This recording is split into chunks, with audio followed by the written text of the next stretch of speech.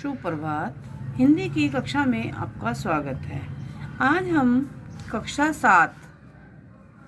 सातवीं में अभ्यास सागर का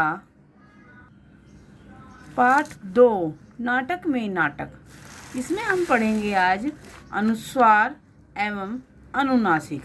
अनुस्वार एवं अनुनासिक।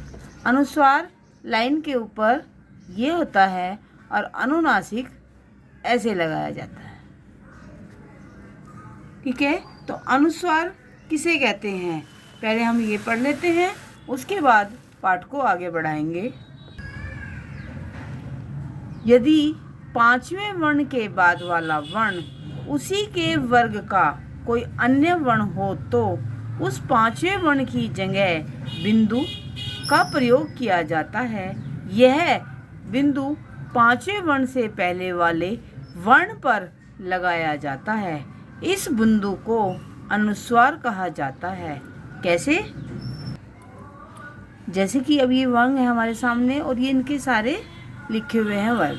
मान लीजिए इन शब्दों से पहले किसी पर भी अगर बिंदी है तो वो इसकी होगी, इन पर तो इसकी, इस पर तो ये, इन पर तो इसकी और इन पर होगी तो इसकी। जैसे कि अब आप देख सकते हैं, मान लीजिए हमारे पास ये शब्द दिए गए हैं अंक, तो ए और क के बीच में अंक के ऊपर ये बिंदी लगी हुई है तो ये बिंदी इसकी है।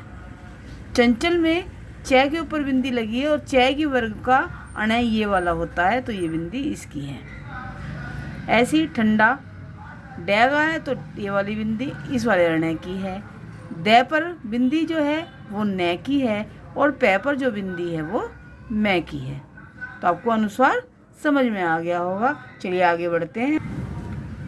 प्रश्न नंबर इसमें 1 है, ऊपर दी गई पंक्तियों में से उन शब्दों को छांटकर लिखिए जिनमें अनुस्वार अथवा अनुनासिक का प्रयोग हुआ है।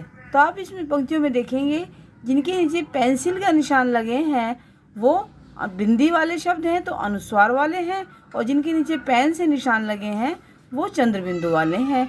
तो आपको प्रश्न नंबर 1 में वहाँ से छांटकर यहाँ लिखना है। यहाँ पर आपको अनुस्वार वाले शब्द लिखने हैं और यहाँ पर आपको अनुनासिक वाले शब्द लिखने हैं। जैसे संगीतकार, मंच, कंधे, संवाद। अनुनासिक वाला है पहुँच, संभाला, हर्ष और दांत। प्रश्न नंबर 2 है, नीचे दिए गए शब्दों में उचित स्थान पर अनुस्वार चिन्ह लगाइए। प्रशंसा स के ऊपर अनुस्वार, स्वयं य के ऊपर अनुस्वार, संवाद स के ऊपर अनुस्वार, जंगल ज के ऊपर अनुस्वार, व्यंजन य के ऊपर अनुस्वार, आनंद न के ऊपर अनुस्वार। अब है आपका प्रश्न नंबर 3। उसे पूरा करने से पहले हम चंद्र बिंदु की परिभाषा पढ़ लेते हैं अनुनासिक की। जब किसी वर्ण को बोलते समय आवाज़ मुंह एवं नाक दोनों से निकलती है तो उस वर्ण के ऊपर चंद्र बिंदु लगाया जाता है। चंद्र बिंदु को व्याकरण की भाषा में अनुनासिक कहा जाता है। अब चलिए प्रश्न नंबर 3 करते हैं। पहुँचते है के ऊपर अनुनासिक, पहुँचते। हंसी है पे अनुनासिक, बंधवाने ब पर अनुनासिक, धुआं आ पर अनुनासिक, कापना का पर अनुनासिक, महंगा मह है पर अनुनासिक। प्रश्न नंबर 4 है, नीचे दिए गए शब्दों में उचित स्थान पर अनुस्वार अथवा अनुनासिक चिन्ह लगाइए। संभव मैं के ऊपर अनुस्वार, फांदना फा के ऊपर अनुनासिक, गूंजती गूंजती ग पर अनुनासिक, सुगंध ग पे अनुस्वार, श्रृंगार श के ऊपर अनुनासिक, आंसू आ के ऊपर अनुनासिक। प्रश्न नंबर 5 है आपका, नीचे दिए गए स्थानों की पूर्ति कीजिए। पंचम वर्ण है अण, न एवं मैं, ये हमारे पांचों वर्ग के पंचम वर्ण हैं। ख, यदि किसी पंचम वर्ण के बाद उसी के वर्ग का कोई अन्य वर्ण आए तो उस वर्ण के स्थान पर अनुस्वार चिन्ह का प्रयोग किया जाता है अर्थात बिंदी का। ग, यदि एक ही पंचम वर्ण एक साथ 2 बार आए तो पंचम वर्ण के स्थान पर अनुस्वार चिन्ह का प्रयोग नहीं किया जाता। जैसे आपने कहीं पर मम्मी ऐसे लिखा हुआ देखा होगा, तो आपने मम्मी ऐसे लिखा हुआ नहीं देखा होगा, तो वहाँ पर अनुस्वार का प्रयोग नहीं होता। अगला है घ। यदि पंचम वर्ण के बाद किसी अन्य वर्ग का कोई वर्ण आए तो पंचम वर्ण के स्थान पर अनुनासिक चिन्ह का प्रयोग नहीं किया जाता।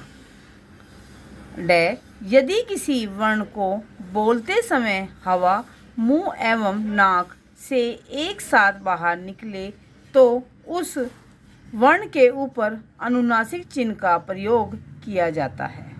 आपको मैंने अभी परिभाषा बताई थी।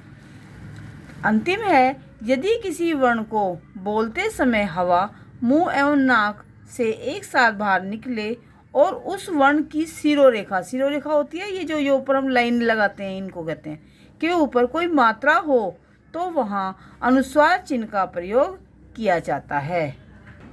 जैसे हमने लिखा मान लो माला, तो हम माला ओ लिखते हैं तो हम यहाँ पर अनुस्वार का प्रयोग करते हैं और मालाओं बन जाता है। ठीक है, तो ये चंद्रबिंदु है, ये मात्रा की वजह से ये अनुस्वार का ही रूप ले लेता है। Okay bye. आज हम इतना ही काम करेंगे इसमें।